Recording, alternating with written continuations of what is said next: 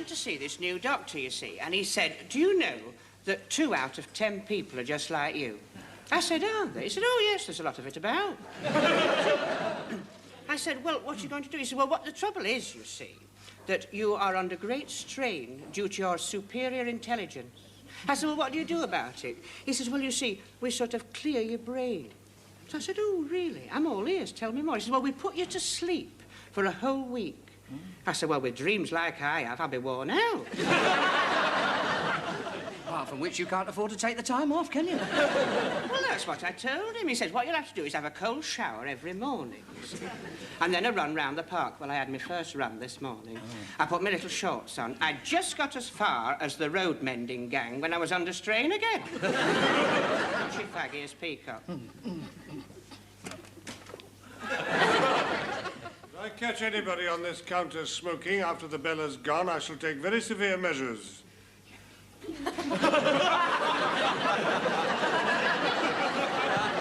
You're for it. I thought so. See me later, Mr. Lucas. Oh, he's in a foul mood, hasn't he? Oh, his whole world has fallen apart, you know. Don't tell me they've dropped him from the Grace Brothers table tennis team. He's been working on his chop all week. No, it's worse than that. When he went to the flower stall this morning, they'd run out of carnations for his buttonhole. I saw the old thing. Oh, do tell. They offered him a dahlia instead. He hit the roof. What sort of fool do you think I'd look walking around with a dahlia in my buttonhole, he said. And a bird behind the counter said, the same sort of fool you look walking around with a carnation in your buttonhole. So he cancelled his standing order and he sent Armand round the corner to the Cosy Posy shop for one. Miss Brahms? I thought so. You're late. Yeah, well, I'm sorry, but you see... Don't make your excuses to me. Explain yourself to Mrs. Slocum. If she is not satisfied, she will take the matter up with me. Mrs. Slocum? Yes, Captain Peacock. Miss Brahms, as you can see, is late. I leave it to you to reprimand her. Very well, Captain Peacock. I, for my part, am reprimanding you for not telling me that she was late. But you knew she was late. That is not relevant. There is a correct procedure in store management that must be followed at all times. Pompous twit. Miss Brahms, you are not to speak of your superiors in that manner. You've got that padded bra on again, haven't you? I've told you about that before. Oh, so what? It's very inflammatory for the men. And, well, it's out of proportion with the rest of you. You look like the hunched front of Notre Dame. Satisfied? I'm confiscating this until closing time. Where have you been? Well, I had to iron my nylon blouse this morning, you see, and I set the iron at number 10 and it went straight through. I had to stop off on the way to buy another one. Well, why couldn't you come here and get one? I'm not buying this rubbish.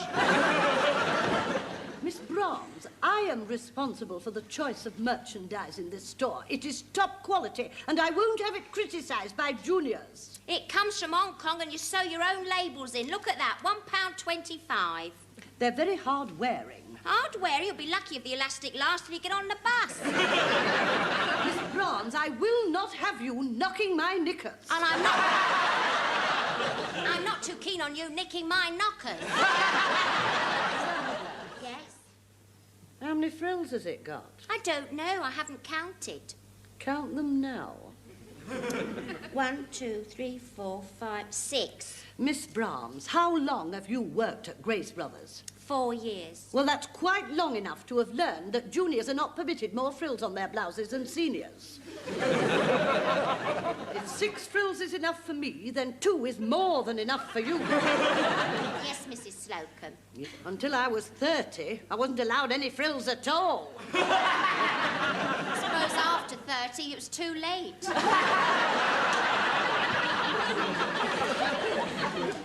There's the scissors. Cut 4 off. No. Right. I've had all the lip I'm taking. Captain Peacock will make you cut them off. Captain Peacock. Mrs. Slocum, go back to your counter and stand behind it. When I happen to look in your direction, raise your hand a little. If I nod, say, Captain Peacock, are you free? If I am, I will beckon, and you may then approach me. That is the correct procedure. Do I make myself clear? Yes, Captain Peacock. That was quick. Shut up.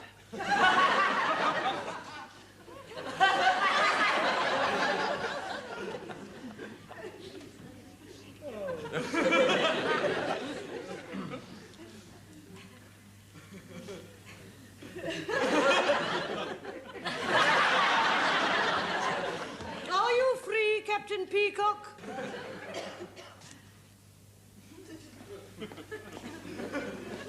You wish to say something to me, Mrs. Slocum? Yes, Captain Peacock. I'm going to see Mr. Rumbold, so get stuffed.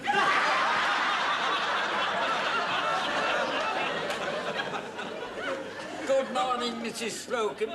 Drop dead.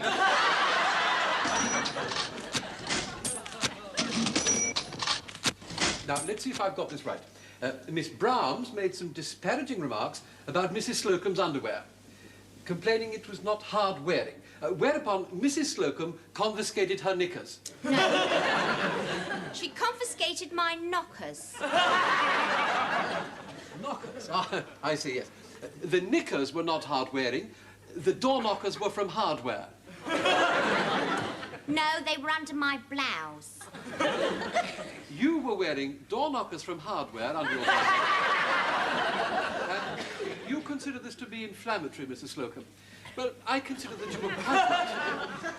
Don't wear door knockers under your blouse anymore, Miss Brahms. Mrs. Slocum then became agitated because up to the age of 30, she hadn't had as many thrills as Miss Brahms. No, sir. No, sir. Frills on her blouse. Yes, frills on blouse, which was being worn over the door knockers. Now it's all coming clear to me, yes. She then approached you, Captain Peacock, intending to suggest that you had them cut off. I also have get stuffed written down here. Does that come in anywhere? I have a feeling it will very soon. What is this? It's our Jumbo Juno range. Miss Brahms, I suggest you wear this instead of door knockers. I wonder what's going on. They've been arguing in there for 10 minutes. Yeah, well, perhaps Peacock will forget about me. Lucas? He hasn't forgotten about me. Come here, Mr. Lucas. You wish to see me about something or other, Captain Peacock? Yes, I do. What, no carnation this morning, Stephen? Go away. Captain Peacock, if you speak to me like that in front of juniors, I shall complain to Mr. Rumbold. Do your waistcoat up properly and get back to your counter. Oh, damn! You'll pay for that. It's my own. So tough cheese. Yes, well, if that's all, Captain Peacock, I'll go back to my counter. It is not all. On Wednesday last, I twice reprimanded you for standing around with your hands in your pockets. On Friday, you had no handkerchief in your top pocket and your hands in your trouser pockets again. Ah, yes, my hands were in my trouser pockets then because they were looking for my handkerchief from my top pocket, you see. On Monday last, I reprimanded you for having hairs on your collar. Well, it started falling out, you see. On account of the worry because of the reprimand you'd given me on the Wednesday. I do not want to see fallen hairs on your collar again. No, sir. If I feel it falling, I'll jump out the way. Unless you measure up to the standard required at Grace Brothers, we shall have to dispense with your services. Now get back behind your counter and send Mr. Humphreys over. Yes, sir. He's had a go at Granger. He's practically given me the sack. Now it's your turn. He wouldn't dare. He wants you. If you've got any complaints, will you get them over quickly? I've been under a lot of strain lately. And last Thursday... No, don't talk to me about Thursday. I thought I'd never get through the day. To start with, I got my high heels caught in the escalator. Then I had 6 pairs of wife fronts returned with substandard openings. The coalman came round to my mother and said that he hadn't had what was due to him. Do you know, by 11 o'clock, my hand was shaking so much, it was more than my job was worth to take an inside leg. Well, let's take Friday. You were off the floor for 25 minutes in accounts. Oh, yes, it's that ledger clerk in sanctions. He will insist on telling me about Ramadan. On Saturday, 2 customers complained that they had difficulty in breathing because of your aftershave lotion. It's not aftershave, it's my new skin tightener. Works wonders. You should see the commercial they do for it. It shows a prune being turned back into a plum. It is my experience after 30 years in the distributive trade that customers place more trust in an honest prune than in someone desperately trying to look like Donny Osmond. Now get back there.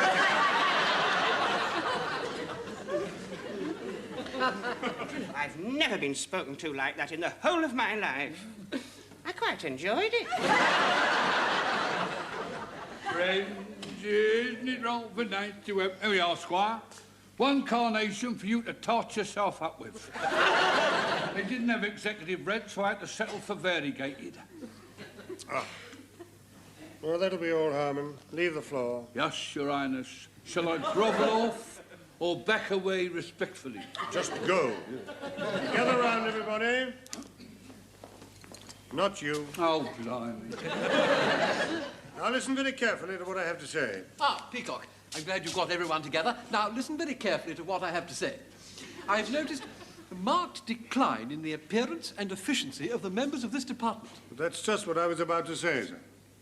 What on earth is that? Are you referring to my carnation? Is that what you call it? How long have you been here, Peacock? Over 20 years, sir. Well, by now you should know perfectly well that floor walkers are permitted to wear only executive red carnation. Now, this is a typical example of the sort of slackness and hooliganism that I'm talking about. We all know how to behave and dress. For 50 years, young Mr. Grace has shown us the way. He's appeared before us every day, polite, smiling, and elegantly attired as a gentleman should be. Howdy, folks. I've just stopped off from my trip to the USA. We'd never have guessed. I brought back some great new ideas. You all's going right into orbit. I'll spill the lowdown to your bosses, and no doubt they'll fill you guys right in. Well, that's it, folks. Thank you, Mr. Grace. You've all done very swell. Wagons roll!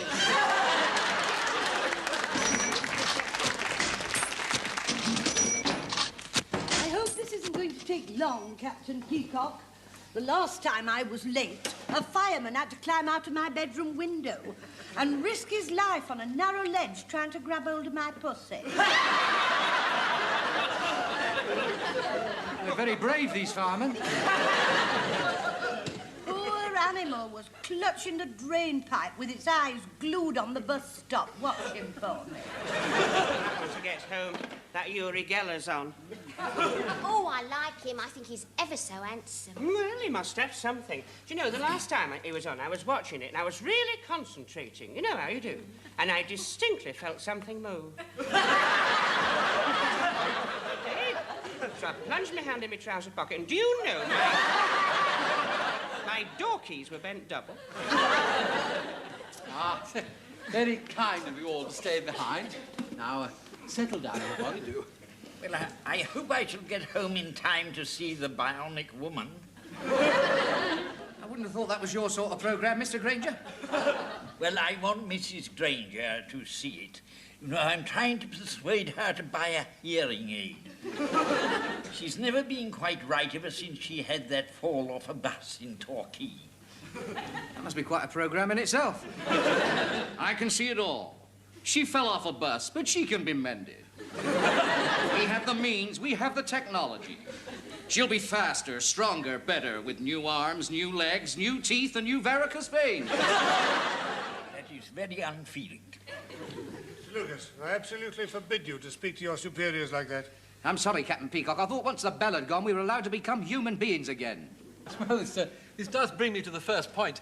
Nay, to the very nub of our discussion here tonight. My word, we've never got to the nub as quick as that before. Young Mr. Grace has been studying the sales techniques of stores such as ours in the USA, and he feels that we could benefit from some of their methods. Well, let me state categorically that if I'm to be expected to wear a Stetson hat and lasso the customers as they get out of the lift, I am leaving here and now. I've heard they have a very interesting position at Austin Reed's. That rumour's been going around for some time. There's no intention of us Yankeefying ourselves. No, what we're striving for is the American informality, their easygoing approach to customers and indeed to each other. For example, all the staff are on first-name terms with the management. Is that a fact, Cuthbert? Normally, I would be annoyed if you were calling me Cuthbert, Stephen. But of course, you're quite right to do so. And Mr. Lucas's badinage with Ernest sets exactly the right tone of friendly inter-staff relations which young Mr. Grace is trying to achieve. What about his first name? Yes, Mr. Lucas, what is your first name? Just call me Mr. Lucas. Oh, dear, no, we can't have that. Come along, let's have it. Dick. Good. Gets more informal every minute. Well, now, I have a list of points here from young Mr. Grace, so let's go through them one by one. First, dress. We must henceforth dispense with the formality of our dress. All this rubbish about 2 inches of white handkerchief in the top pocket and...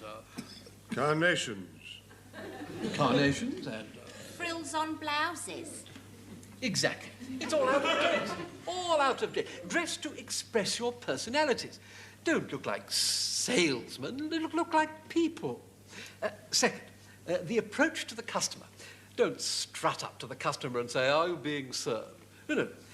Make contact with them. Say, "Hello there. My name's Stephen, and this is, Dick.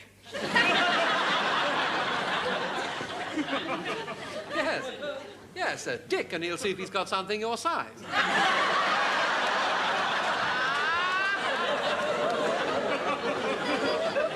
Thirdly, atmosphere. We must get rid of this museum-like hush. We must have background music. Oh, I shall look forward to that. Betty here, leaning over the counter, chewing gum, singing, "Hey, big spender, spend a little time on me." Watch it, Mr. Lucas. Dick. Thank you, Claiborne. Now, lastly, I have noticed a little tension between various members of the staff. Now, this can communicate itself to customers. Mr. Grace has ordered that we should start each day, as we mean to go on, by declaring our friendship for each other. Friendship? Yes. Yes, we shall start each day by gripping our fellow workers by the hand, looking into their eyes and saying, "I like you." Let's try it now. I'll set an example.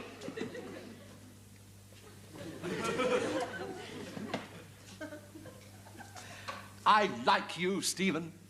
And I like you too, Cuthbert. From now on, we're going to be great friends. Oh, yes, indeed. Yes, good. I feel the tears of joy welling up inside. Now, Betty and Shirley, let's see there's no ill will between you.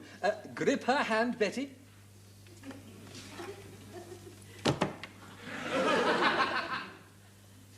Smile. Now say, "I like you, Shirley." I like you, Shirley. Excellent. Now, Claiborne... Hang on a minute, I'm not having this. She hadn't said she liked me. Well, I didn't get a chance, did I? Old Juggy has jumped straight. Oh, Juggy, yes, I like that. Very well, Shirley. Off you go, then. No, it's too late now. The moment's passed. Well, never mind. Let's all do it together. Ready, steady, go. I like you. I like you, Claiborne. Yes, excellent, marvellous. Now, I think this overtime has been very well spent. I have a question, Cuthbert. Yes, Stephen. May we go home? What a shame. We were just becoming good friends. Now, remember, when you come in on Monday morning, it's informal attire, we're all on first-name terms, and friendship and banter are the order of the day. Well, good night, Ernest. Good night, Claiborne. Sweet dreams, Cuff. Good night, Dick. See you around, Baldy. Good night, Shirley and Betty. Here, we don't have to kiss you, do we? Thank heaven for that. Good night, Stephen. Good night, Cuthbert. What do you think? I was dubious at first, but I can see the advantage of being able to speak one's mind and get things off one's chest without fear of upsetting anybody. Oh, I'm so glad you feel that, Stephen, because there's something I've been wanting to say to you all day. Oh, really, Cuthbert? What's that? Get stuffed.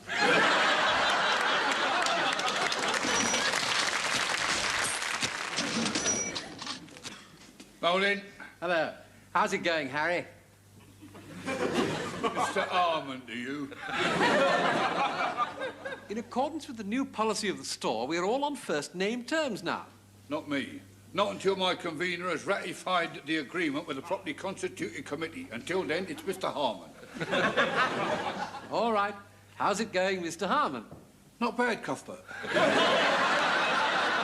Yeah, I thought you were supposed to wear casual things. Oh, that is for the members of the department who meet the public. It doesn't apply to executive staff.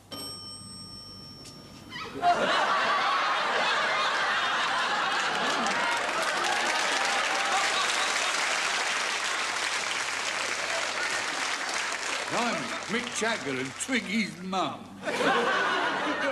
Morning, Shirley and Dick. I must say, I think you both made a marvellous effort. Where's the signing-in book, man? We've dispensed with all that sort of red tape. Just stand there. Now, I press this button.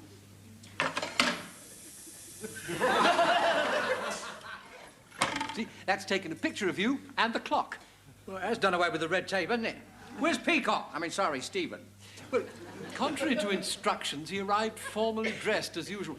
So I've sent him off to our way out boutique to be made to look a little more trendy. Here, I never knew you had dairy chest. Yeah, I've had it for years. Why don't you try it?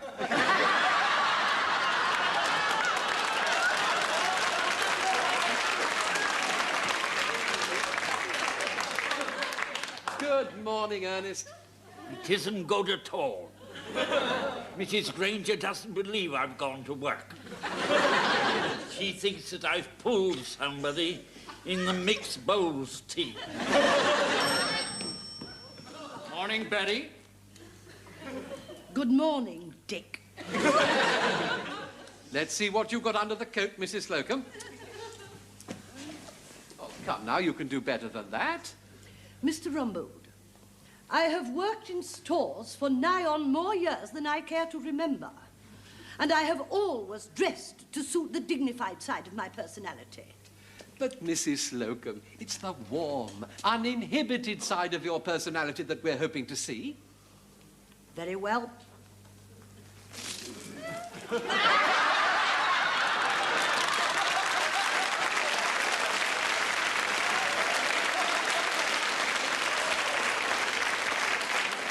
I don't know about the front, but it's very uninhibited at the back.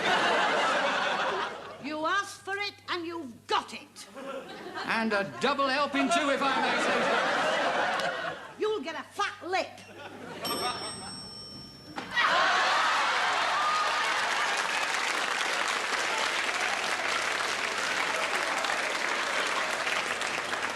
Cuthbert, Ernest, Shirley, Dick. And if I'm not mistaken, Mae West. Magnificent. You shouldn't have taken all that trouble. What are you talking about? I haven't been home since last night. Where's Stephen? Oh, he's being modernised in the Way Out boutique.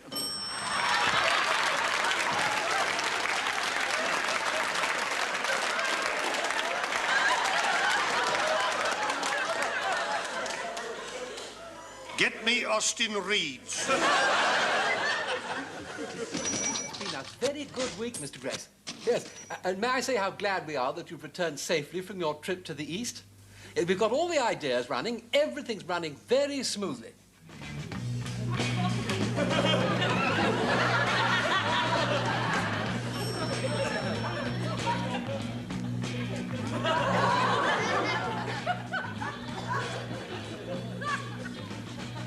Peace, man.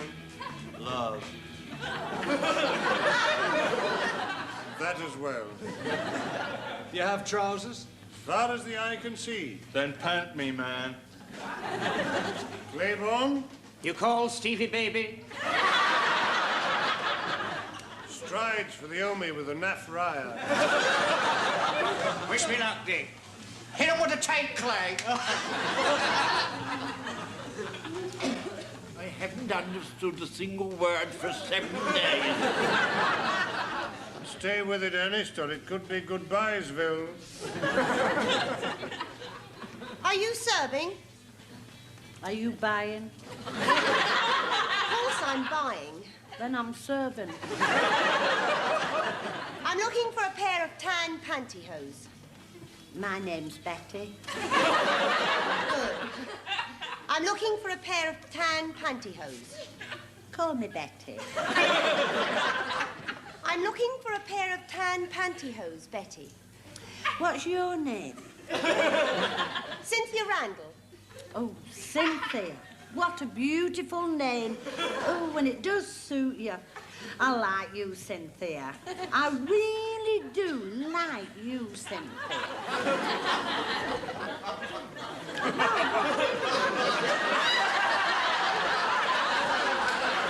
You're gonna have out of the merchandise? Oh. I've been trying for all week, and I still can't get it right. Never mind. Let it all hang out. Don't you mean hang in? Not from where I'm standing, Betty baby. Hurry up, hurry up. This display unit was supposed to be ready a week ago. All the other floors have got theirs. I'm afraid we've had certain teething problems. The teeth kept falling out. Come on, gather round, everybody. The display unit has arrived. Now, this will stand outside your lift. And every time the doors open, it will raise its hat and say, "Welcome to my store, welcome to my store." Oh, it's so lifelike. It gives me the shivers. Shall I activate it? Yes, Mr. Harmon. Welcome to my store. Welcome to my store. Welcome to my store. Oh, switch it off, Mr. Welcome Harmon. to my store. I thought it was supposed to raise its hat. Yes, what's wrong with it, Harmon? Well, I told you we've been having troubles with it. Hang on. Shall I give it one more try? Yes, yes. Right. Welcome to my store. Welcome to my store. Welcome to my store. Welcome to my store. Welcome to my store.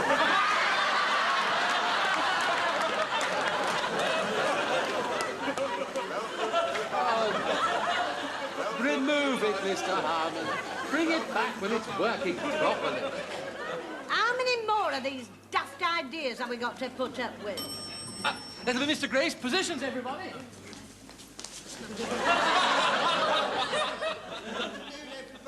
Hi, Big Daddy. Welcome back from Peking, sir. I hope your trip was a success. Oh, yes, a very great success, yes. I've given up the idea of this American approach, but I've got some great new ideas now. You'll find them all in my little red book. So, Thank you, Mr. Grace. you've all done very well.